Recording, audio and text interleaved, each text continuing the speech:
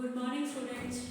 तो last lecture में हमने डिस्कस किया था नाइट्रोजन फिक्सेशन के फिजिकल मेथड, केमिकल मेथड और इसमें हमने बायोलॉजिकल मेथड में नॉन सिम्बायोटिक मेथड यानी कि जो रूट्स के सराउंडिंग में जो बैक्टीरिया प्रेजेंट होते हैं, नाइट्रोजन का स्थिरीकरण करते हैं, उनके बारे में डिस्कशन किया था।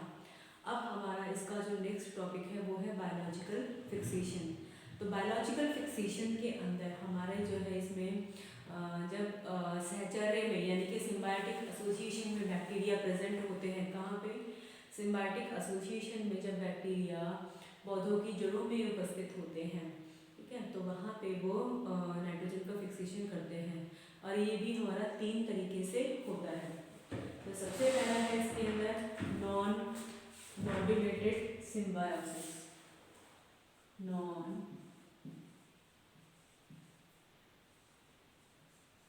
Nodulated symbiosis. सेकेंड है इसके अंदर associative nitrogen fixation. Associative endo fixation.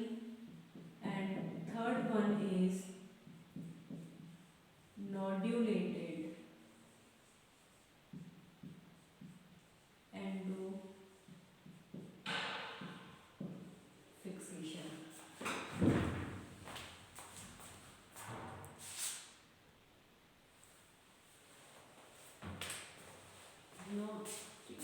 तो ये हमारा जो है ये 3 स्टेप्स में या 3 तरीके से ये हमारा फिक्सेशन होता है। Non nodulated, associative nitrogen fixation और नॉड्यूलेटेड नाइट्रोजन फिक्सेशन। तो 3 मेथड में होगा। तो जो हमारी ग्रंथिका विहीन सहजीवी संघटन यानी कि नॉन नॉड्यूलेटेड, ठीक है, तो ग्रंथिका विहीन नॉन यानी कि जिनमें ग्रंथिका नहीं पाई जाती है, तो इसके अंदर हमारे जैसे बहुत सारी जो ब्लू ग्रीन एल्गी होती है, तो हमारी ब्लू ग्रीन एल्गी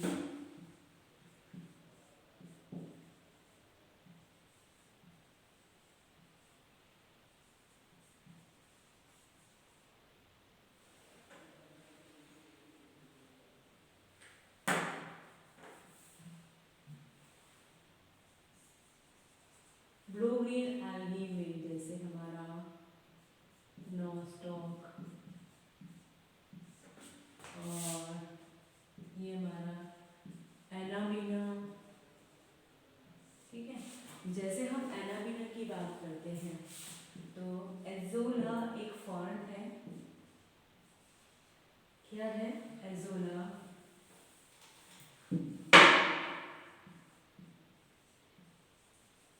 एजोला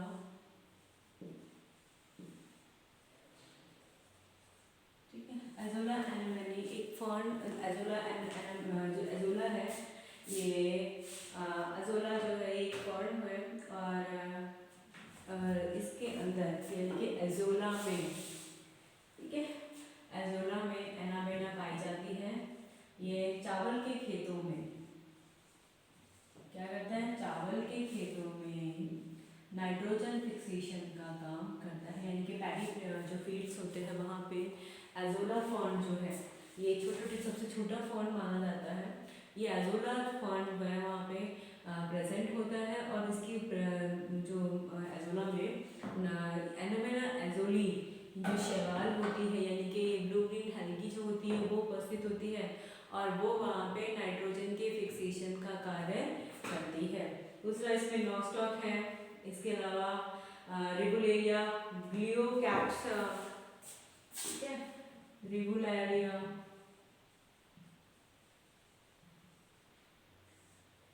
और ग्लियोकैप्स, ठीक है, ये यहाँ पे जो है रेगुलेरिया, ग्लियोकैप्स ये यहाँ पे उपस्थित होती हैं जो यहाँ पे नाइट्रोजन का फिक्सेशन का काम करती हैं। जैसे साइकस के अंदर भी जिम्नोस्पर्म जो होते हैं, साइकस में भी एनाबेना है और नॉस्टॉक उपस्थित होती है। एंथोसिरोस में नॉस्टॉक होती है। क्या है? अब ये तो हमारी इसके अंदर ये ब्लू ग्रीन एल्गी हो गई, इसके अलावा यहाँ हम बात करते हैं जैसे साइकस में पाई जाती है नॉस्टॉक, ठीक। एंथोसिरोस के अंदर, एंथोसिरोस में नॉस्टॉक, ठीक है। एंथोसिरोस में नॉस्टॉक होती है, साइकस में नॉस्टॉक होती है, और साथ ही जो गुनेरा होती है इनके तने में नॉस्टॉक होती है। गुनेरा की जो स्पीसीज होती है उनके तने में भी नॉस्टॉक, यानी कि साइकस में तो कोरोनरी रूट्स होती है, ठीक है। एंथोसिरोस को जो थैलस होता है उस थैलस में ये नॉस्टॉक प्रेजेंट होती है, ठीक है। तो इस तरीके से ये जो हमारी शैवालें हैं ये हमारी कहाँ पे उपस्थित होती हैं, इन पादपों में उपस्थित होती हैं। ये हुआ हमारा नॉन मॉड्यूलेटेड नाइट्रोजन फिक्सेशन। अगला इसके अंदर है हमारा एसोसिएटिव नाइट्रोजन फिक्सेशन, यानी कि इसमें एसोसिएटिव नाइट्रोजन फिक्सेशन।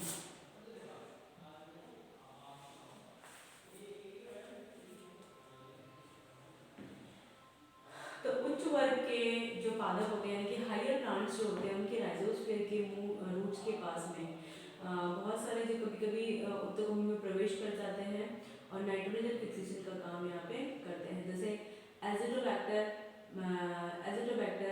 पेस्पेलाई, और गन्ने में बिजरैंकिया होता है, क्या है एजिटोबैक्टर पेस्पेलाई।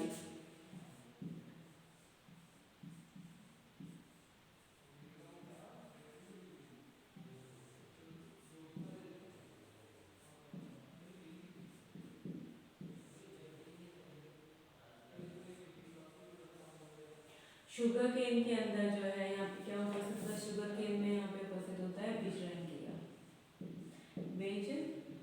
बिजरैंकिया, ठीक। तो एजिटोबैक्टर पेस्पेलाई और बिजरैंकिया जो है ये कहाँ पे राइजोस्फीयर में प्रेजेंट होते हैं। राइजोस्फीयर क्या है, राइजोस्फीयर यानी कि सॉइल के सराउंडिंग वाला जो क्षेत्र होता है उसे हम राइजोस्फीयर कहते हैं, वहाँ ये उपस्थित होते हैं और टिश्यूज में प्रवेश कर जाते हैं। ये तो हो गया हमारा एसोसिएटिव। थर्ड है इसमें हमारा नॉड्यूलेटेड फिक्सेशन। तो जो हमारे लेग्यूमिनेसी प्लांट्स होते हैं, यानी कि जो इसके अंदर हमारे दो तरह के प्लांट्स आ जाएंगे, लेग्यूमिनस और ए लेग्यूमिनस, यानी कि नॉन लेग्यूमिनस, ठीक है। तो यहाँ पे इसकी कैसे हमारे ये जो है हमारे दो तरह के प्लांट्स हो जाएंगे इसके अंदर, एक है हमारे लेग्यूमिनस, दूसरे हमारे नॉन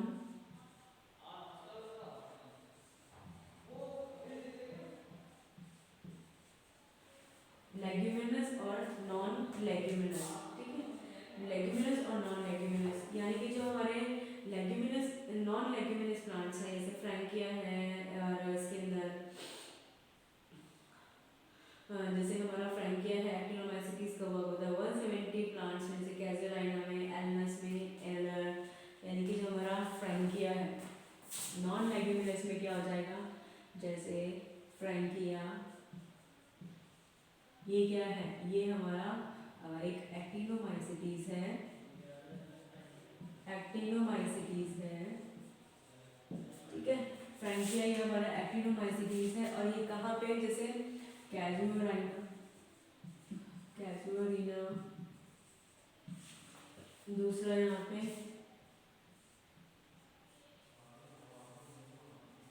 एलिगेंस, कैजुअरिना एलिगेंस, ठीक है, एलिगनस, ठीक है। इसमें हो जाएगा ये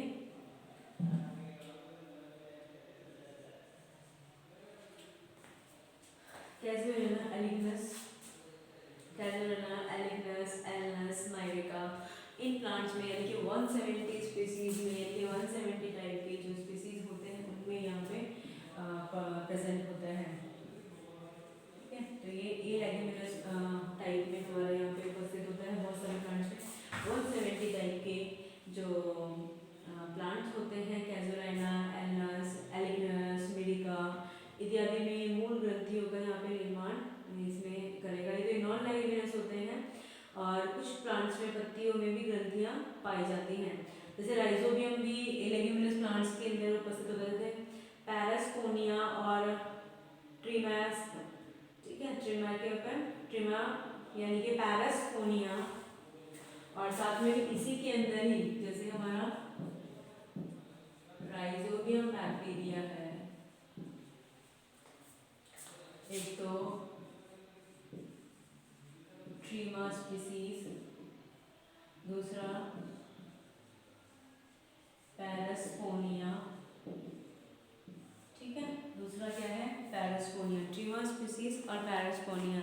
ये हमारे नॉन लेग्यूमिनस प्लांट्स हैं जिनमें हमारे जो जैसे राइजोबियम जो है इसमें ट्रिमा में और पैरास्पोनिया में ग्रंथियाँ बनाता है। तो ये ग्रंथियाँ तो बनेगी, लेकिन ये हमारे कौन से हैं नॉन लेग्यूमिनस प्लांट्स हैं, यानी कि लेग्यूमिनेसी फैमिली के जो मेंबर्स हैं उनमें नहीं उपस्थित होते हैं। इससे अलग जो प्लांट्स होते हैं उनके अंदर ही ग्रंथियों का उत्पादन यानी कि ग्रंथियाँ बनाते हैं, ठीक है। तो ये सूक्ष्म जीवों के द्वारा ही इन ग्रंथियों का निर्माण होता है, और ये सिम्बायोटिक एसोसिएशन में उन नोड्यूल्स में यानी कि जो नॉन लेग्यूमिनस प्लांट्स हैं, नॉन लेग्यूमिनस प्लांट्स में भी नोड्यूल्स का फॉर्मेशन होता है, और ये वहाँ पे बैक्टीरिया के द्वारा ही फॉर्म किया जाता है। अब है लेग्यूमिनस प्लांट्स। तो लेग्यूमिनस यानी कि लेग्यूमिनेसी फैमिली यानी कि फैबेसी फैमिली में, यानी कि लेग्यूमिनेसी कुल के लगभग 2500 प्लांट्स से कितने हैं 2500 जो प्लांट्स हैं, ठीक है 2500 प्लांट्स हैं, और इन प्लांट्स में जो है ये उपस्थित होती है, ठीक है। तो ये हमारे कैसुलाइना जो है यानी कि लेग्यूमिनस प्लांट्स जो है इसमें 2500 प्लांट्स लगभग उपस्थित होते हैं जिनमें ग्रंथियों का निर्माण होता है, यानी कि रूट नोड्यूल्स की उत्पत्ति पाई गई है। राइजोबियम के कारण होती है, जैसे हाइसम सटाइवम है, एराकिस हाइपोजिया, जैसे हम बोल रहे हैं ना यहाँ पे है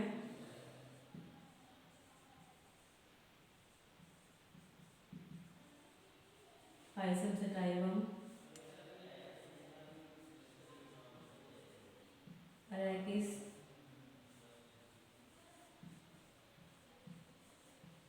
हाइपोजिया,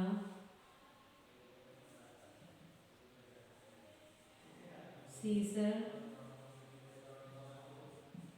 एरेंटियम, ठीक है, हाइसम सटाइवम, एराकिस हाइपोजिया, सीसर एरेंटियम, ठीक है। और इसके अलावा ट्राइगोनेला, फाइनम ग्रासियम, ग्लाइसिन मैक्स, और इसके अलावा क्या है, इसके अलावा जैसे ग्लाइसिन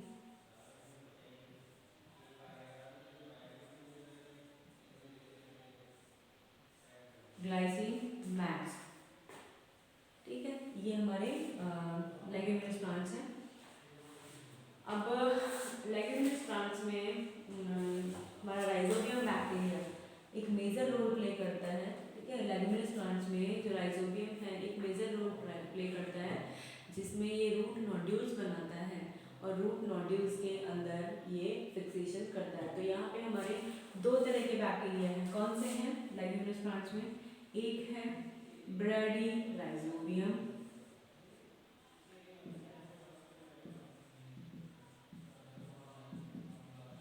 ब्रैडीराइजोबियम, दूसरा है राइजोबियम, ब्रैडीराइजोबियम एंड राइजोबियम, ये हमारे दो बैक्टीरिया होते हैं। तो ब्रैडीराइजोबियम जो है ये सोयाबीन में, अकेशिया में, शीशम में पाया जाता है, और ये हमारा मेलियोटस के अंदर, मेलियोटस में, फेजुलस में, ट्राइफोलियम के अंदर पाया जाता है, ठीक है। तो यहाँ पे क्या है अकेशिया के अंदर होता है, और ये हमारा जो मेन चीज़ है यानी कि सोयाबीन में सोयाबीन, चना और अकेशिया में ये ब्रैडीराइजोबियम प्रेजेंट होता है, और ये हमारा मेलियोटस के अंदर। तो ये जो जीवाणु है यानी कि स्वतंत्र रूप से कहाँ पे सॉइल में प्रेजेंट होते हैं, और जैसे ही लेग्यूमिनस प्लांट्स में मतलब जब जर्मिनेट होना शुरू होते हैं उसके साथ ये सिम्बायोटिक एसोसिएशन बनाना शुरू कर देते हैं, यानी कि दोनों ही बैक्टीरिया कहाँ पे प्रेजेंट होते हैं, दोनों बैक्टीरिया जो है ये सॉइल में प्रेजेंट होते हैं, और जैसे ही हम जैसे सीड्स हम जर्मिनेशन के लिए डालते हैं तो ये वहाँ पे जर्मिनेट होना शुरू कर देते हैं, उनके साथ ही सिम्बायोटिक एसोसिएशन में बनना और उनके साथ में आना शुरू कर देते हैं। अब यहाँ पे जो है तो सबसे पहले क्या होता है कि राइजोबियम बैक्टीरिया, यानी कि जो राइजोबियम बैक्टीरिया है, तो सबसे पहले क्या करेगा, recognition of suitable host,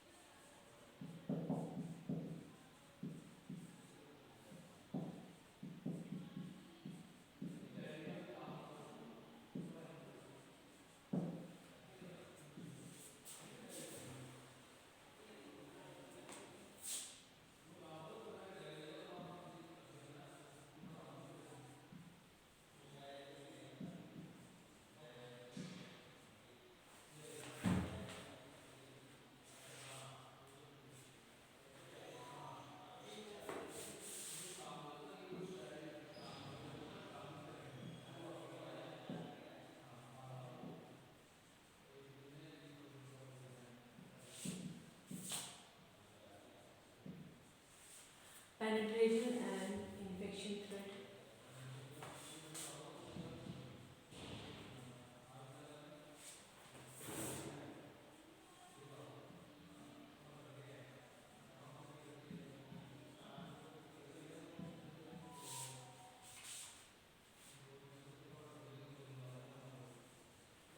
development of nodule. ठीक है, तो ये हमारा जो बैक्टीरिया है, ये सबसे पहले क्या होगा कि जैसे ही बैक्टीरिया आना शुरू होता है, ठीक है, तो बैक्टीरिया यहाँ पे सबसे पहले क्या करेगा, रिकॉग्नाइज करेगा, किसी भी रिकॉग्नाइज करेगा।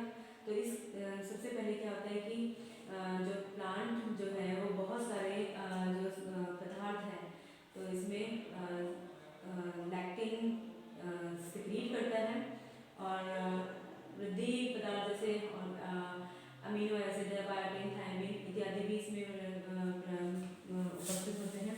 जो यहाँ पे क्या होता है कि lectin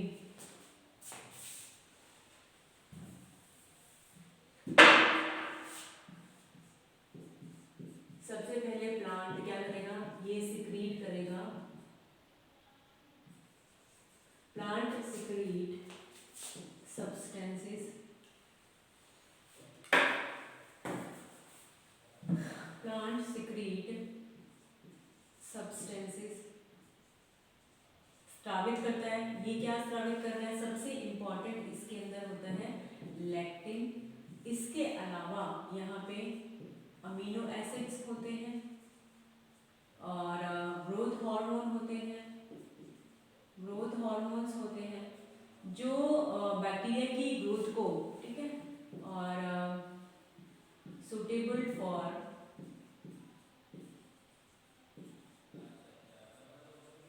bacterial growth, these are suitable for bacterial growth. ठीक है, तो बैक्टीरियल ग्रोथ के लिए ये सुटेबल होते हैं। प्लांट सिक्रीट सब्सटेंसेस, लैक्टिन्स और अमीनो एसिड सिक्रीट करता है, ग्रोथ हार्मोन सिक्रीट करता है, जो बैक्टीरियल ग्रोथ के लिए सुटेबल होते हैं। और साथ ही यहाँ पे क्या करते हैं कि बैक्टीरिया में उपस्थित पॉलीसेकेराइड्स इन्हें मूल की सतह से चिपकने में मदद करते हैं। तो बैक्टीरिया की क्या होता है, ठीक है, तो बैक्टीरिया की सतह जैसे हमारे, ठीक है, बैक्टीरिया है तो यहाँ पे ये हमारे जो बैक्टीरिया प्रेजेंट है, तो बैक्टीरिया की सरफेस पे भी पॉलीसेकेराइड प्रेजेंट होते हैं। वो पॉलीसेकेराइड इनको इससे अटैच होने में सहायता प्रदान करते हैं, इनके रूप से तो इसकी उपस्थिति में बैक्टीरिया जो है मूल के निकट इकट्ठे हो जाते हैं। उसके बाद में नेक्स्ट है कर्लिंग ऑफ रूट हेयर्स। तो जो यहाँ पे रूट हेयर्स उपस्थित होते हैं, तो उन रूट हेयर्स क्या होती है, वो अंदर की तरफ मुड़ना शुरू हो जाते हैं। तो अंदर की तरफ मुड़ना शुरू होंगे तो जो रूट हेयर्स हैं वो राइजोबिया अपनी ओर आकर्षित करते हैं, यानी कि जो प्लांट के एक्सुलेट्स होते हैं, जो हमारे इसके केमिकल्स होते हैं, वो बैक्टीरिया को अपनी ओर आकर्षित करते हैं। बैक्टीरिया को उन्होंने अपनी ओर आकर्षित किया, बैक्टीरिया में प्रवेश कर गया। अब बैक्टीरिया के प्रवेश जैसे आकर्षित करते तो बैक्टीरिया जो है तो इसके मूल निश्वास में पाए जाने वाले ट्रिप्टोफैन को इंडोल एसिटिक एसिड में रूपांतरित कर देता है। किसमें करता है कि जो हमारा जो यहाँ पे ट्रिप्टोफैन अमीनो एसिड प्रेजेंट होता है उसे इंडोल एसिटिक एसिड में, तो यानी कि ट्रिप्टोन को किस में कन्वर्ट कर रहा है, सॉरी ट्रिप्टोफैन को इंडोल एसिटिक एसिड, ठीक है। ट्रिप्टोफैन को इंडोल एसिटिक एसिड में ये कन्वर्ट करता है और जीवाणुओं की कुछ एंजाइम, बैक्टीरिया जो है कुछ एंजाइम और साइटोकाइनिन को भी स्रावित करते हैं, और आईएए और साइटोकाइनिन, ठीक है, आईएए, ठीक है, ये हो गया। तो यहाँ पे कर्लिंग के लिए कौन रिस्पॉन्सिबल है, यहाँ पे आईएए एंड साइटोकाइनिन जो है, ठीक है, ये क्या है, साइटोकाइनिन और आईएए, ये रूट हेयर के कर्लिंग, कर्लिंग का मतलब अंदर की तरफ मुड़ना शुरू हो जाते हैं, किसकी उपस्थिति में, आईएए, और दूसरा हमारा क्या है, ये दूसरा हमारा cytokinin.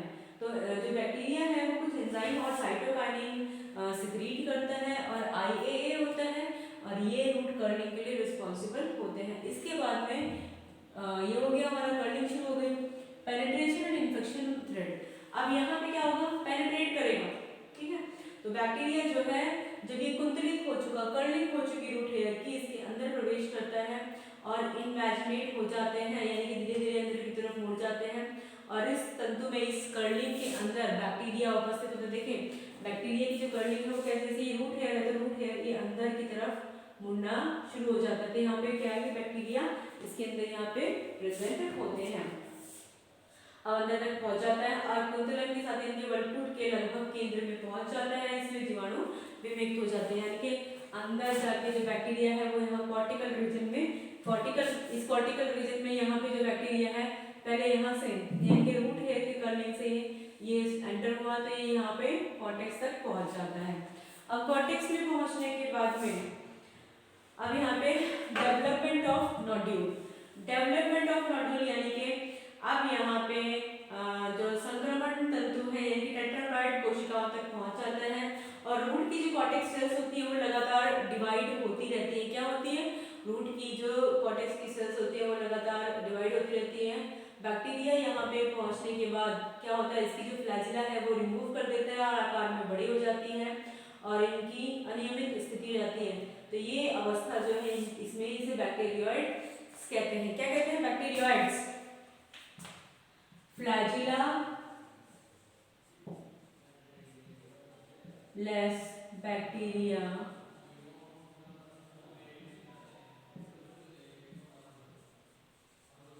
Bacteroides, flagella less bacteria जो है वो है बैक्टीरियोइड्स, ठीक। अब जो बैक्टीरियोइड्स है तो बैक्टीरियोइड जो है आकार में बड़े होते हैं, बैक्टीरिया द्वारा जो स्रावित जो यहाँ पे ऐसे सिक्रीशन होते हैं साइटोकाइनिन के कारण कॉर्टेक्स सेल्स जो है बार बार डिवाइड होती रहती हैं, और जो नोड्यूल की केंद्रीय भाग में जो बैक्टीरियोइड्स से भरी हुई कोशिकाएं या सेल्स होती हैं जिसकी चारों ओर कॉर्टेक्स की परतें जमा हो जाती हैं। अब जो यहाँ पे जो हमारा बैक्टीरियोइड्स होता है यानी कि जो कॉर्टिकल रीजन में यहाँ पे डिवाइड हो रहा है, इसकी चारों तरफ मेम्ब्रेन डेवलप होनी शुरू हो जाती है जिसे हम पेरी बैक्टीरियोइड मेम्ब्रेन कहते हैं, और इन दोनों के मध्य में यानी कि जो इन दोनों के बीच का जो स्थान है, यानी कि सपोज करो ये हमारी मेम्ब्रेन है पेरी बैक्टीरियोइड मेम्ब्रेन और ये हमारा बैक्टीरिया है, इसके बीच का जो ये वाला जो पूरा है यहाँ पे हमारा लेग हीमोग्लोबिन क्या भरा होता है, इनके स्थान पर लेग हीमोग्लोबिन भरा हुआ होता है, जिस जो यहाँ पे प्रभावित अथवा इफेक्टिव ग्रंथियां बड़ी है लेग में बस एक गुलाबी रंग का दिखाई देता है। इसी की वजह से जो नोड्यूल्स हैं वो लाइट पिंकिश कलर की या पिंकिश कलर की दिखाई देती है, हल्की है, ठीक है, यहाँ पे दिखाई देती है। और ग्रंथियां यानी कि नोड्यूल बनने के बाद जो है इसमें संवहन ऊतक विकसित हो जाते हैं और मूल संवहन के ऊतक से जुड़ जाती है ये, और कुछ समय बाद जो है ग्रंथिका मृत हो जाती है तो जीवाणु मिट्टी में विमुक्त हो जाते हैं। अमृत ग्रंथिकाएं श्वेत या हल्की पीले रंग की दिखाई देती हैं, ठीक है। तो ये हुआ हमारा नोड्यूल डेवलपमेंट। अब नेक्स्ट जो इसमें इसका जो टॉपिक है वो है इसका मैकेनिज्म। ठीक है, तो मैकेनिज्म के लिए यहाँ पे हम बात करते हैं कि यहाँ पे सबसे पहले मैकेनिज्म में जैसे हम बोल रहे हैं कि मैकेनिज्म में नाइट्रोजन का फिक्सेशन जब हो रहा है, यानी कि सबसे पहला जो स्टेप होएगा हमारा वो यहाँ पे हमारे जैसे नाइट्रोजनेज और हाइड्रोजनेज एंजाइम होती है, और नाइट्रोजनेज और हाइड्रोजनेज एंजाइम जो है, तो सबसे पहले जो हमारी रिएक्शन होगी इसके अंदर,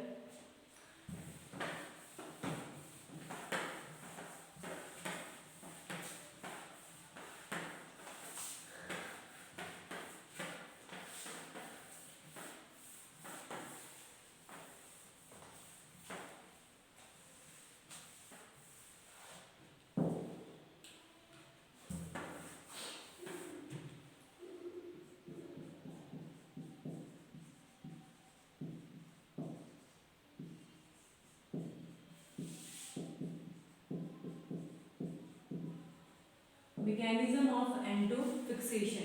तो मैकेनिज्म ऑफ एंटो फिक्सेशन के अंदर देखिए जैसे हमारा ये एंटो का जो यौगीकरण है उसके लिए आवश्यक ऊर्जा यानी कि फॉस्फोरिलेशन से प्राप्त होती है, और जितने भी फोटोसिंथेटिक ऑर्गेनिजम्स होते हैं उनमें ऑक्सीडेटिव फॉस्फोरिलेशन, और जो अन्य परिस्थितियाँ होती हैं उनके अंदर ऑक्सीडेटिव फोटोफॉस्फोरिलेशन या फॉस्फोरिलेशन, और पायरुवेट एसिटाइल कोएंजाइम में परिवर्तन, जो एटीपी जो मिलते हैं उनसे इनकी जो है ये बनता है।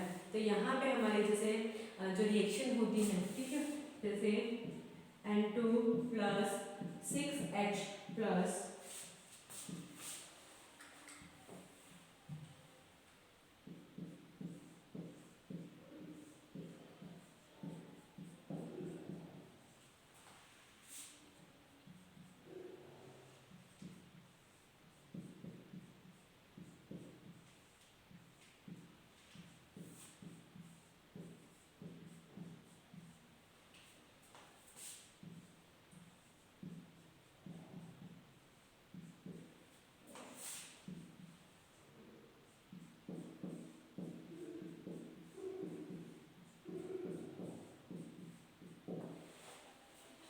2NH3 प्लस H2 और 16 ADP, ठीक, ये हमारे 16 की है।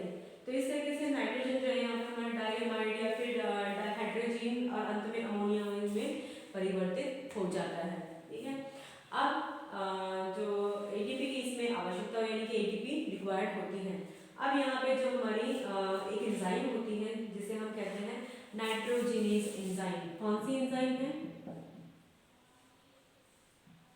Nitrogenase enzyme. तो यहाँ नाइट्रोजिनेज एंजाइम जो है इसके लिए रिक्वायर्ड होती है, और नाइट्रोजिनेज एंजाइम की उपस्थिति में ही नाइट्रोजन फिक्सेशन का कार्य होता है। तो नाइट्रोजिनेज एंजाइम की सबसे पहले जो हमारी एक ये कॉम्प्लेक्स है, तो नाइट्रोजिनेज एवं रिडक्टेज से मिलकर निर्मित होती है। क्या है? नाइट्रोजिनेज और रिडक्टेज एंड नाइट्रोजिनेज और रिडक्टेज से मिलकर ये हमारी एंजाइम बनी हुई होती है। तो सबसे पहले इसमें MOFE प्रोटीन और FE प्रोटीन यानी कि बड़ी लार्ज वाली जो है इसमें क्या होगी? लार्ज MOFE प्रोटीन, और स्मॉल जो है इसके अंदर 2 यूनिट में बनी होती है, ये हमारी FE प्रोटीन। MOFE प्रोटीन और FE प्रोटीन, ठीक, तो ये दो इसमें मिलकर बनी होती है। MOFE प्रोटीन का जो वेट है वो होता है 2,20,000 और दूसरी का होता है 55,000। 2,20,000 और इसका 55,000 डाल्टन। ठीक है, 2,20,000 डाल्टन और 55,000 डाल्टन। ठीक है, और जबकि क्लैप्सिलन निकोनाइन में से जो अलग की एंजाइम है उसका अनुभाग जो है 21,000 यानी कि 2 लाख इसमें 18,000 होता है। ठीक है, और 67,700 डाल्टन होता है छोटी और बड़ी इकाई का। ठीक है, तो ये अलग जो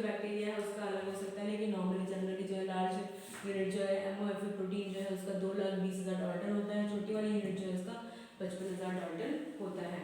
तो ये जो एंजाइम कॉम्प्लेक्स है यानी कि FeMO इकाई जो है ये हाफ लाइफ इसका ये अर्ध काल हाफ लाइफ और Fe का कि प्रोटीन की तुलना में अधिक होता है, यानी कि जो हमारी MOFE होती है इसकी हाफ लाइफ ज़्यादा होती है, इसकी Fe प्रोटीन की हमारी कम होती है। अब नाइट्रोजनेज घटक जो है ये टेट्रामर होता है। क्या है देखिए, MOFE जो है ये टेट्रामर है।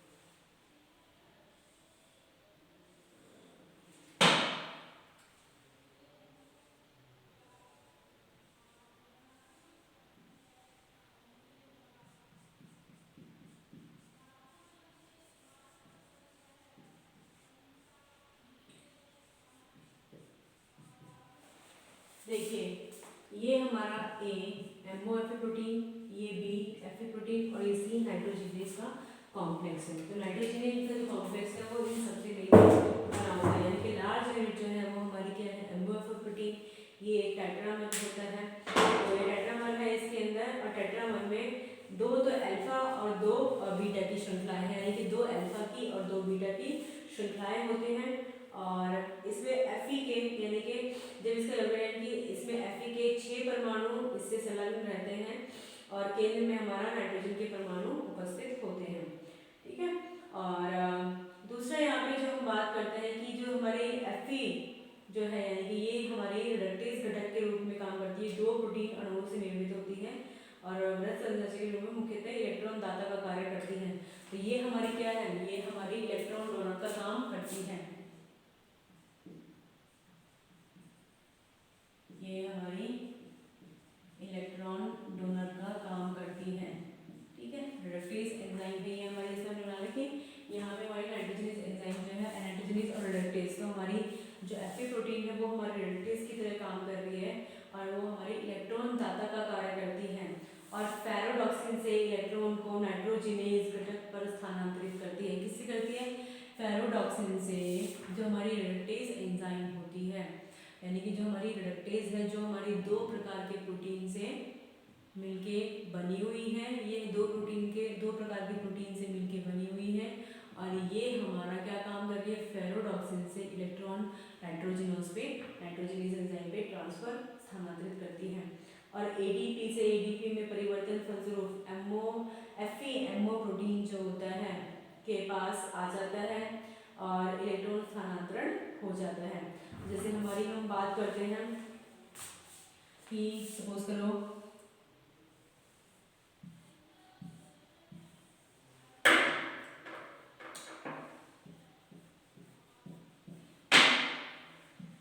ये हमारा FeP है और ये हमारा MOFeP है। तो यहाँ पे ATP का कैटालाइसिस होगा, ADP बनेगा। ठीक है, और ATP का कैटालाइसिस होने से ये दोनों पास पास आ जाते हैं और फिर आगे ये रिएक्शन को यहाँ पे नाइट्रोजनेज एक्टिविटी जो है वो कंसिडर करते हैं। तो ये हमारा जो नियंत्रण है यानी कि जो नाइट्रोजन का जो यहाँ पे स्थानांतरित होता है। अब नाइट्रोजनेज की जो गतिविधि है यानी कि जो नाइट्रोजनेज है ये इसके अंदर यानी कि इसके नियंत्रण से संबंधित जीन एक प्लाज्मिड पर पाए जाते हैं और ये नाइट्रोजन फिक्सिंग जीन्स या निफ जीन कहते हैं। किसमें, ये नाइट्रोजनेज किसमें प्रेजेंट होती है, निफ जीन्स। ठीक है, किसमें उपस्थित होती है, ये निफ जीन्स होती है और ये जो निफ जीन्स होती हैं तो अमोनिया, अमीनो एसिड, नाइट्रेट जैसे नाइट्रोजन फिक्सेशन द्वारा निफ जीन्स की अभिव्यक्ति संगमित होती है, यानी कि ये इसको इनहिबिट करते हैं, जबकि नाइट्रोजन का इन पर कोई प्रभाव नहीं पड़ता। O2 की उपस्थिति में नाइट्रोजनेस एंजाइम पर हानिकारक प्रभाव डालती है, यानी कि O2 की 0.5 ATM दाब से अधिक मात्रा नाइट्रोजन को निष्क्रिय कर देती है, यानी कि जो हमारी नाइट्रोजनेस एंजाइम होती है इस पे O2 की 0.5 ATM इतनी परसेंटेज, यानी कि अगर इससे अधिक परसेंटेज होगी ऑक्सीजन की 0.5 एटमॉस्फेरिक जो हमारी उपस्थिति होती है वो नाइट्रोजनेस एंजाइम के लिए हानिकारक होती है, यानी कि इनहिबिटरी इस पे प्रभाव डालती है। ठीक है, तो यानी कि यहाँ पे अगर हमारा O2 जो है कितनी उपस्थित है, O2 की 0.5 एटमॉस्फेरिक नाइट्रोजन, यानी कि एटमॉस्फेरिक जो वैल्यू है उससे अधिक होगी O2 की वैल्यू, तो ये नाइट्रोजनेस को इनहिबिट कर देती है। ठीक है, अब नाइट्रोजनेस एंजाइम जो है अवायवीय यानी कि एनएरोबिक रूप में काम करेगी, कि नाइट्रोजन की उपस्थिति यहाँ पे चाहिए नहीं, तो इस कंडीशन में क्या हो जाएगी, इसको क्या चाहिए, इसको चाहिए एनएरोबिक कंडीशन,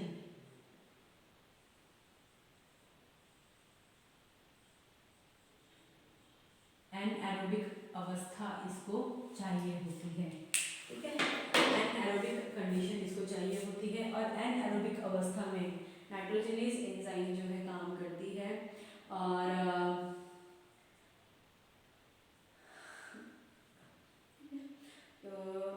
इसको कंट्रोल करने के लिए ओटी यानी कि हमारी O2 और साथ में हमारी जो निफ्चिन है इसे कंट्रोल करेगी। और जब हम बात करते हैं हेट्रोसिस्ट में से फोटोसिस्टम 1 ही होता है और उसमें O2 नहीं बनती और फोटोफॉस्फोराइड द्वारा ATP बनते हैं, तो N2 यौगीकरण में प्रयुक्त हो जाते हैं। ठीक है, अगर P2 यानी कि हाई ऑक्सीजन कंसंट्रेशन होगी तो वहाँ पे इसको तेजी से उपयोग कर कुछ जो वायवीय एरोबिक बैक्टीरिया जो होते हैं वो इसे यूज़ कर लेते हैं। लेकिन अगर जनरली हम बात करें, सामान्यतः अगर हम बात करें, तो वहाँ पे नाइट्रोजनेस एंजाइम को ऑक्सीजन की उपस्थिति इसे पसंद नहीं होती है, यानी कि ऑक्सीजन से की उपस्थिति में ये कार्य करना पसंद नहीं करता है। क्यों नहीं करते कार्य करना पसंद, क्योंकि वहाँ पे इसको ऑक्सीजन की उपस्थिति नहीं चाहिए और वो इसे पसंद नहीं करता है। उसके ऑक्सीजन की उपस्थिति में ये इसकी जो एक्टिविटी है वो रुक जाती है। तो लेग्यूमिनेस जो प्लांट्स होते हैं उनमें लेग हीमोग्लोबिन O2 की सांद्रता का इस प्रकार से नियंत्रण करता है कि नाइट्रोजनेस की सक्रियता पर विपरीत प्रभाव ना पड़े। तो वहाँ पे लेग हीमोग्लोबिन जो है O2 की कंसंट्रेशन को कंट्रोल करके रखता है ताकि नाइट्रोजनेस एंजाइम जो है इजीली काम कर सके, क्योंकि वहाँ पे अगर ऑक्सीजन प्रेजेंट होगी तो नाइट्रोजनेस का काम नहीं होगा। ठीक है, तो ये हो गया हमारा मैकेनिज्म में फर्स्ट पॉइंट नाइट्रोजनेस एंजाइम। तो नाइट्रोजनेस एंजाइम किसके द्वारा कोड होती है, ये हमारी निफ जीन्स के द्वारा कोड की जाती है और साथ ही एनएरोबिक कंडीशन में ये कार्य करती है। तो ये आज का टॉपिक कंप्लीट। अब नेक्स्ट क्लास में हम पढ़ेंगे लेग हीमोग्लोबिन, यानी कि जो लेग हीमोग्लोबिन है वो कैसे बनता है और किस प्रकार से